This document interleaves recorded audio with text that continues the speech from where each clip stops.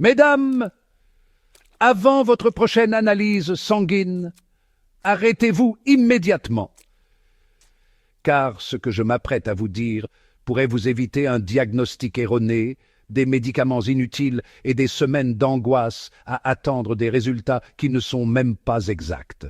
Chaque jour, des femmes intelligentes de plus de 60 ans commettent des erreurs simples qui compromettent complètement leurs analyses sanguines.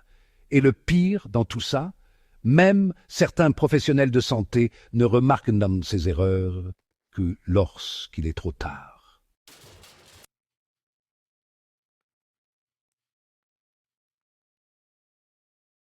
J'ai passé des décennies à examiner des analyses sanguines et je peux vous dire ceci, la différence entre des résultats précis et de fausses alertes réside souvent dans ce que vous avez fait dans les 24 heures précédant la prise de sang. Une seule erreur, et votre médecin peut soudainement penser que vous êtes diabétique, alors que vous ne l'êtes pas. Ou bien, il peut passer à côté d'un problème grave, parce que votre préparation a masqué le véritable problème.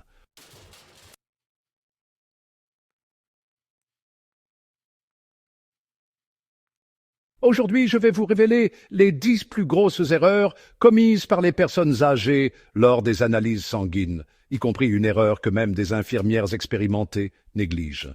Et croyez-moi, la numéro 9 va vous choquer. Commençons par l'erreur qui ruine plus d'analyses sanguines que tout autre. Ne pas respecter les consignes de jeûne.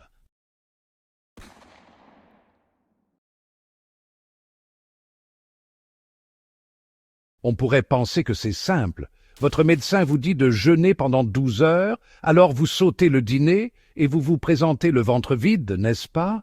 Faux. C'est là que ça se complique. Certaines femmes oublient qu'elles sont censées être à jeun et mangent une innocente tranche de pain grillé à 6 heures du matin. Une seule tranche, pense-t-elle. Quel mal cela peut-il faire?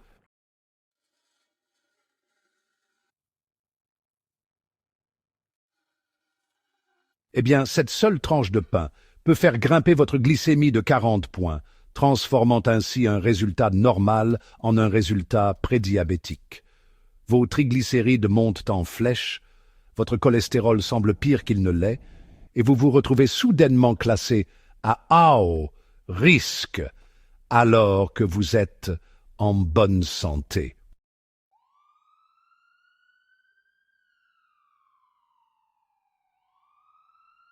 Mais voici le revers de la médaille dont personne ne parle. D'autres femmes vont trop loin et jeûnent pendant 16, voire 18 heures, pensant qu'elles font preuve d'une prudence excessive. Ce jeûne extrême a en fait l'effet inverse. Votre corps passe en mode stress et sécrète du cortisol à tout va.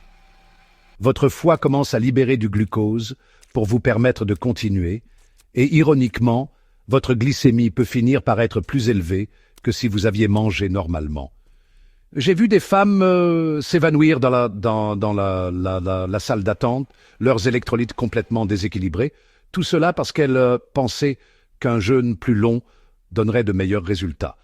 Le temps idéal est exactement de 8 à 12 heures, ni plus, ni moins. Et voici le plus important. Le café noir n'est pas aussi innocent que vous le pensez.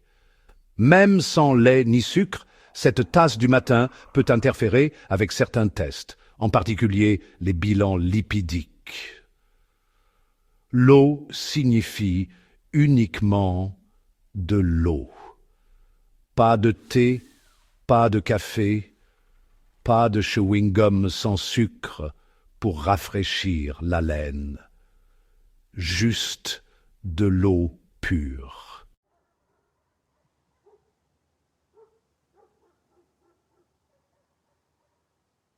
Maintenant, laissez-moi vous révéler quelque chose que votre médecin ne vous a probablement jamais dit. Ces compléments alimentaires que vous prenez tous les matins, ils pourraient saboter vos résultats sans que vous le sachiez. Prenez la biotine, par exemple. On la trouve dans pratiquement tous les produits pour les cheveux, la peau et les ongles, destinés aux femmes de plus de 60 ans. Elle semble inoffensive, n'est-ce pas? Eh bien non. La biotine interfère tellement avec les tests thyroïdiens qu'elle peut faire passer une thyroïde en parfaite santé pour une thyroïde malade. J'ai eu une patiente qui a passé 6 mois à ajuster son traitement thyroïdien, se sentant de plus en plus mal, jusqu'à ce que nous découvrions que ses vitamines de beauté étaient en cause. Mais cela ne s'arrête pas là. Cet ibuprofène que vous prenez pour soulager vos raideurs matinales, il peut altérer le fonctionnement de vos reins. C'est diurétique pour lutter contre les gonflements. Il déséquilibre complètement votre équilibre électrolytique. Même la vitamine D, que l'on recommande à toutes les personnes âgées, peut faire grimper votre taux de calcium si vous la prenez juste avant votre test.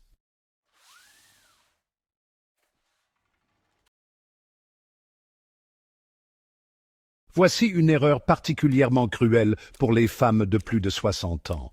Ne pas boire suffisamment d'eau avant le test. Imaginez le scénario suivant. Vous avez jeûné toute la nuit. Vous avez la bouche sèche. Vous arrivez au laboratoire et le technicien enroule un élastique autour de votre bras, tapotant frénétiquement pour trouver une veine. Rien.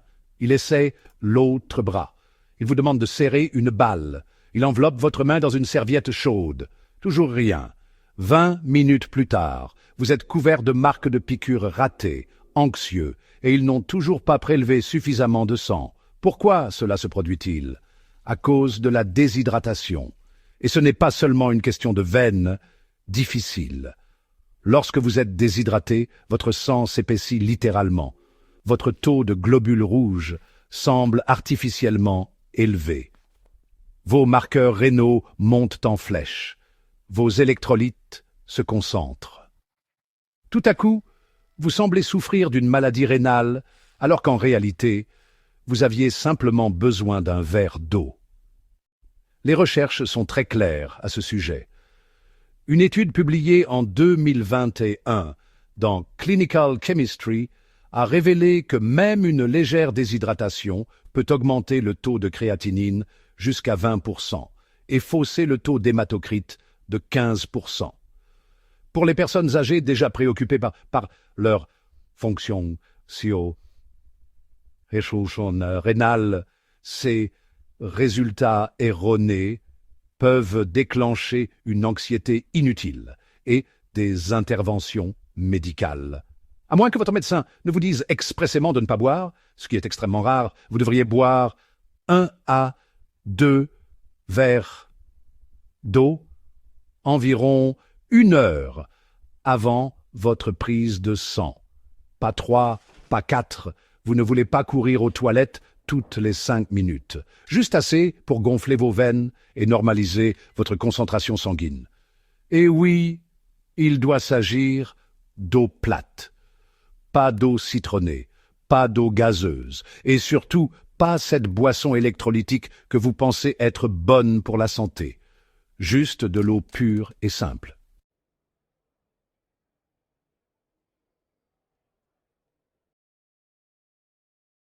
Voici quelque chose qu'aucun technicien de laboratoire ne vous dira. Votre état émotionnel à votre arrivée est tout aussi important que votre préparation physique.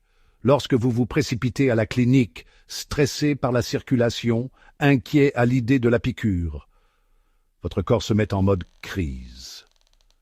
L'adrénaline monte, le cortisol augmente. Votre foie libère du glucose dans votre circulation sanguine. Vos globules blancs se mobilisent comme de petits soldats se préparant au combat.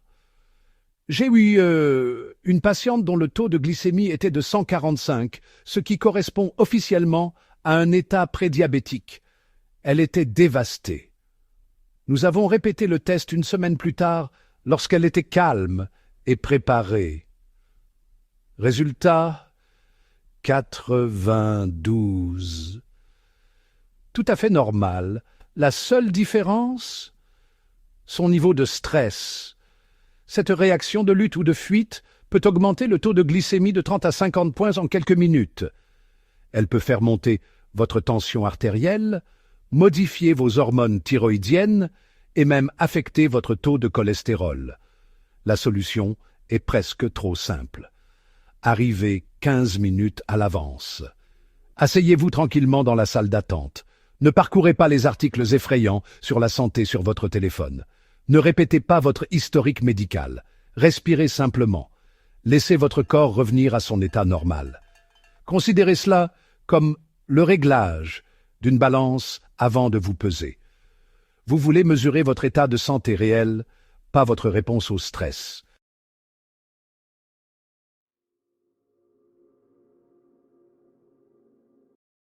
C'est là que les choses deviennent vraiment spécifiques et que de nombreuses personnes âgées se trompent. Tous les tests sanguins ne se valent pas. Certains nécessitent un timing ou une préparation très particulier qui vont bien au-delà d'un simple jeûne. Vos hormones thyroïdiennes, bioïdiennes par exemple, fluctuent tout au long de la journée. La TSH est la plus élevée tôt le matin et diminue dans l'après-midi. Si vous faites le test à 15 heures au lieu de 7 heures, vous pourriez sembler hyperthyroïdien alors que vous êtes en réalité normal. Le cortisol suit un calendrier encore plus strict. Il devrait atteindre son pic entre 7 heures et 9 heures, puis diminuer progressivement tout au long de la journée. Si vous faites le test au mauvais moment, vous obtiendrez des résultats sans signification. Les analyses de fer sont à faire de préférence le matin et en aucun cas juste après la prise d'un complément en fer. Les hormones reproductives chez les femmes ménopausées sous THS nécessitent une mention spéciale, sinon les résultats n'ont aucun sens. Une analyse publiée en 2020 dans les Archives of Pathology a révélé que jusqu'à 30% des résultats anormaux chez les personnes âgées étaient en fait dus à un mauvais timing ou à une mauvaise préparation des tests. Cela signifie que près d'un test sur 3 fournit des informations erronées. Le plus tragique, la plupart des patients ne le savent jamais. Ils acceptent simplement le diagnostic et commencent des traitements dont ils n'ont pas besoin. Avant tout test sanguin, appelez le laboratoire ou le cabinet de votre médecin et posez-lui cette question précise. Y a-t-il des instructions particulières pour l'un de ces tests? Notez la réponse. Confirmez le moment du test. Ne faites aucune supposition. Votre santé est trop importante pour laisser place à l'approximation.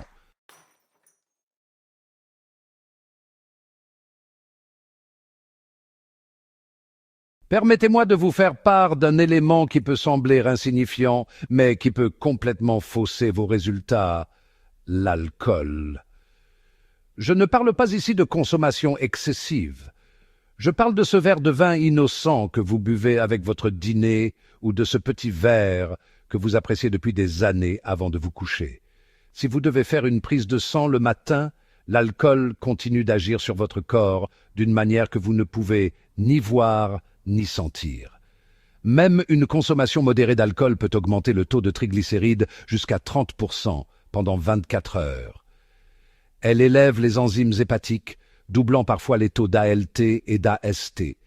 Elle vous déshydrate, concentrant tous vos marqueurs sanguins. Elle interfère avec le métabolisme de vos médicaments. Et si vous prenez de la metformine ou d'autres médicaments contre le diabète, l'alcool peut dangereusement faire baisser votre glycémie le matin. J'avais une patiente dont les enzymes hépatiques étaient constamment élevées. Son médecin lui a prescrit des échographies, des tomodensitométries et a même envisagé une biopsie du foie. Finalement, nous avons découvert qu'elle faisait toujours ses prises de sang le lundi matin, après son traditionnel dîner du dimanche accompagné de vin. Lorsque nous l'avons testé en milieu de semaine, après 48 heures sans alcool, son foie était en parfaite santé. Des milliers de dollars et des mois d'inquiétude. Tout cela à cause d'un mauvais timing. La règle est simple. Pas d'alcool pendant au moins 24 heures avant toute prise de sang et idéalement 48 onces CUDA.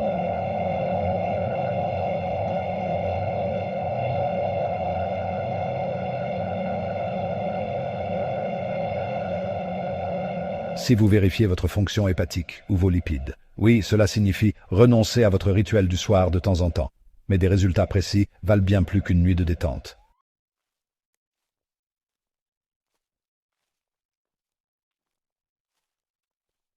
Voici maintenant un conseil mode auquel vous ne vous attendiez pas dans un article médical. Ce que vous portez pour votre prise de sang est plus important que vous ne le pensez. Ces manches longues et ajustées qui vous donnent tant d'élégance, elles sont un cauchemar sur la chaise de phlébotomie. J'ai vu des femmes lutter pour retrousser des manches qui ne bougeaient pas d'un pouce, créant un effet garrot qui faisait disparaître les veines. D'autres portent plusieurs couches de vêtements et doivent pratiquement se déshabiller pour exposer leurs bras.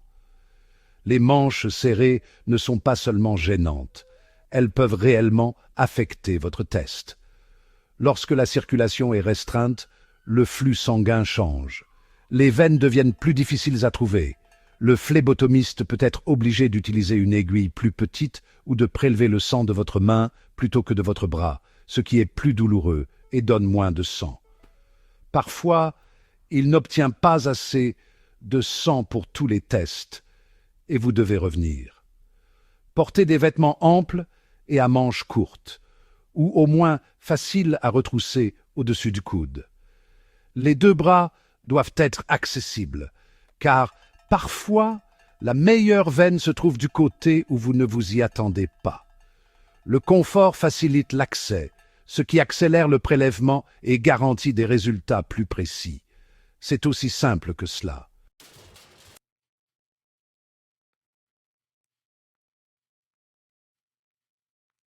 Voici l'erreur numéro 9, celle que même les professionnels de santé négligent souvent. Si vous êtes ménopausé ou sous traitement hormonal substitutif, cette information doit être clairement communiquée avant tout test sanguin lié aux hormones. Pourquoi? Parce que le traitement à base d'œstrogène peut augmenter votre taux de cholestérol HDL de 15%, diminuer votre taux de LDL de 10% et modifier complètement vos protéines liant la thyroïde. La progestérone affecte la sensibilité à l'insuline et peut modifier les résultats des tests de glycémie. J'ai vu des femmes être orientées vers des endocrinologues pour des taux hormonaux anormaux, alors qu'en réalité, leur THS fonctionnait exactement comme prévu. D'autres ont vu leur traitement contre le cholestérol ajusté inutilement parce que personne n'avait remarqué qu'elles avaient commencé un traitement à base d'œstrogène. Certaines se sont vues diagnostiquer des problèmes thyroïdiens, alors que c'était simplement leur traitement hormonal qui affectait les protéines de liaison. Une étude publiée en 2023 dans la revue Ménopause a révélé que 40% des femmes ménopausées sous THS avaient au moins un test sanguin mal interprété parce que leur statut hormonal n'avait pas été correctement noté. Cela signifie que près de la moitié des femmes prennent des décisions sur la base d'informations erronées. Informez toujours votre médecin et le laboratoire si vous suivez un traitement hormonal substitutif, qu'il s'agisse de pilules, de patchs, de crèmes ou de granules, si vous avez récemment commencé ou arrêté un traitement hormonal, ou si vous utilisez des hormones bio-identiques. Même si personne ne vous le demande, donnez spontanément cette information. Vos analyses sanguines ne sont pas isolées. Le contexte change tout.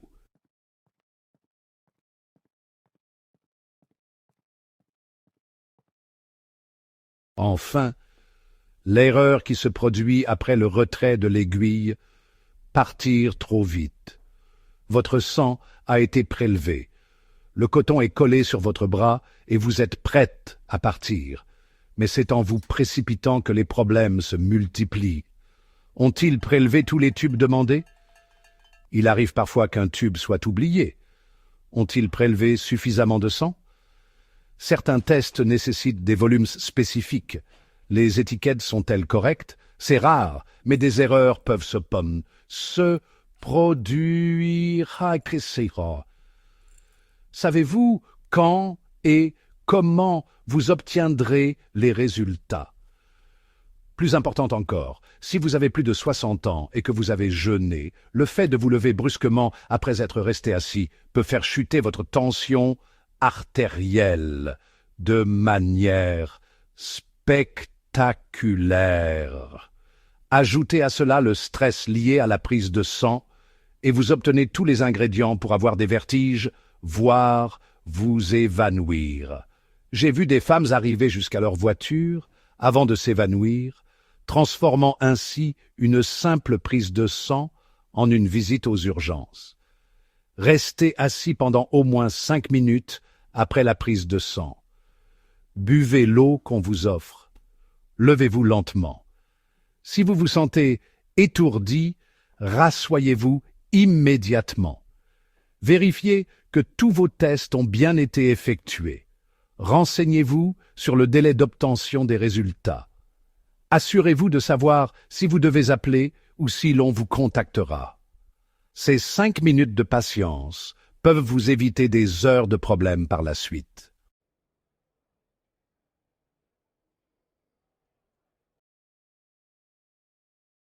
Voilà, vous savez tout.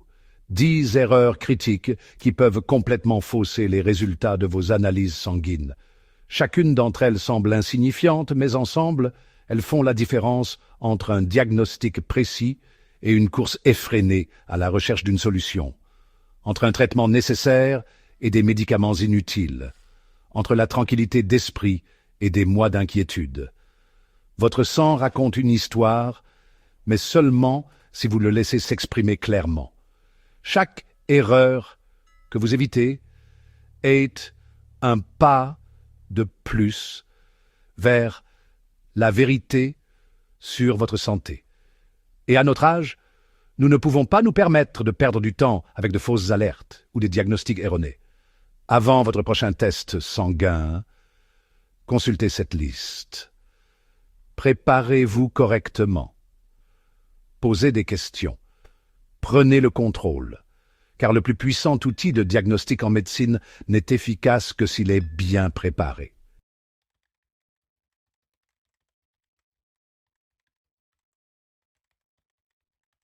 Maintenant, j'aimerais connaître votre avis. Laissez un commentaire ci-dessous et dites-moi, quel âge avez-vous et avez-vous déjà eu des résultats de tests sanguins confus qui auraient pu être causés par l'une de ces erreurs?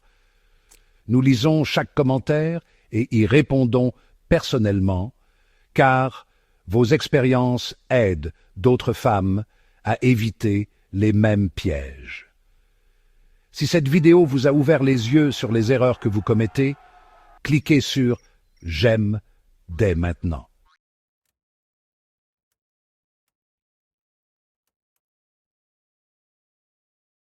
Abonnez-vous à la chaîne et activez la cloche de notification car la semaine prochaine, nous dévoilerons les 5 analyses sanguines que toutes les femmes de plus de 60 ans devraient demander à leur médecin, dont 2 qui pourraient vous sauver la vie, mais qui sont rarement prescrites. D'ici là, n'oubliez pas, la connaissance n'est pas seulement un pouvoir, c'est aussi une prévention. Restez informés, restez en bonne santé et continuez à vous défendre. Car chez Senior Zone, nous pensons que vos meilleures années de santé sont encore devant vous. Partagez vos expériences et vos opinions avec nous dans les commentaires ci-dessous. Merci d'avoir regardé cette vidéo.